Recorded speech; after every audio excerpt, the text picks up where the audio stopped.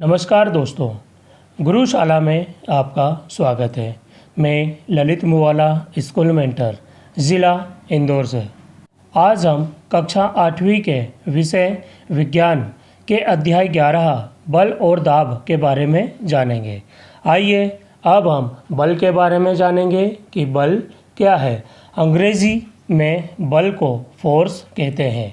बल का मतलब एक धक्का या खिंचाव होता है या किसी वस्तु पर लगने वाला धक्का या खिंचाव को बल कहते हैं। या आकर्षण और अभिकर्षण को खींचना तथा अपकर्षण को धक्का देना बल कहलाता है।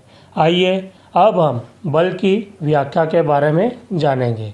एक वस्तु यदि विराम अवस्था में है तो उसे गतिशील बनाने के लिए, या कोई वस्तु जो गति की अवस्था में है उसे विराम अवस्था में लाने के लिए उसे धक्का दिया जाता है या खींचा जाता है।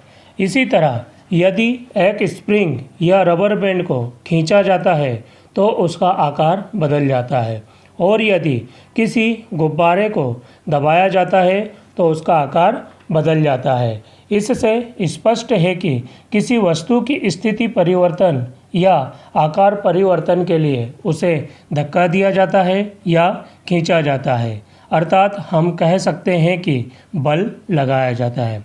बल एक भाववाचक संज्ञा है, अर्थात बल को देखा हुआ स्पर्श नहीं किया जा सकता है, बल्कि केवल महसूस किया जा सकता है।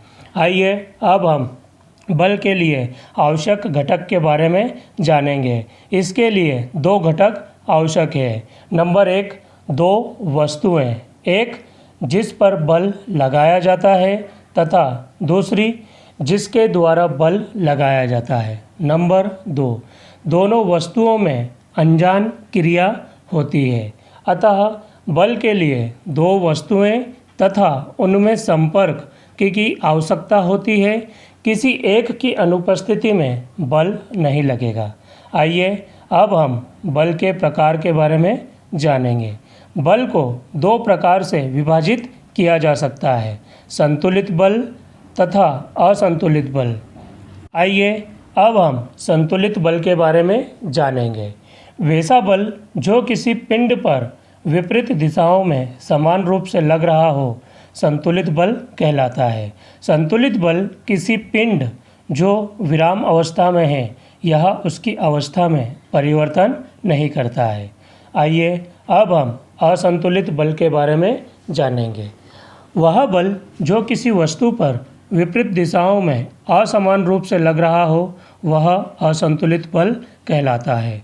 असंतुलित बल की स्थिति में वस्तु अधिक बल वाली दिशा में गतिमान होने पर लगता है। इसके लिए एक उदाहरण से समझते हैं। मान लिया कि फर्श या ज़मीन पर रखे एक लकड़ी के बक्से को कुछ लोग धकेलते हैं, अर्थात खिसकाने के लिए बल लगाते हैं। इस स्थिति में बक्से पर दो बल लगते हैं। एक वह बल जो लोग उसे खिसकाने के लिए लगाते हैं तथा दूसरा वह जो फर्श तथा बक्से के बीच बक्से को खिसकाने के विपरीत दिशा में लग रहा है। यदि खिसकाने की दिशा में लगाया जाने वाला बल उसकी विपरीत दिशा में लगने वाले बल से कम है तो बक्सा नहीं खिसकता है। यहाँ भी यह असंतुलित बल है। और यदि खिसकाने की दिशा में लगाया जाने वाला बल उसकी विपरीत दिशा में लगने वाले बल से ज़्यादा है तो बक्सा खिसकता है या खिसकने लगता है। अर्थात यहाँ भी यह असंतुलित बल है। अर्थात किसी भी वस्तु पर असंतुलित बल लगाने की स्थिति में वस्तु उस तरफ गतिमान हो जाती है जिस दिशा में बल अधिक है। धन्यवाद।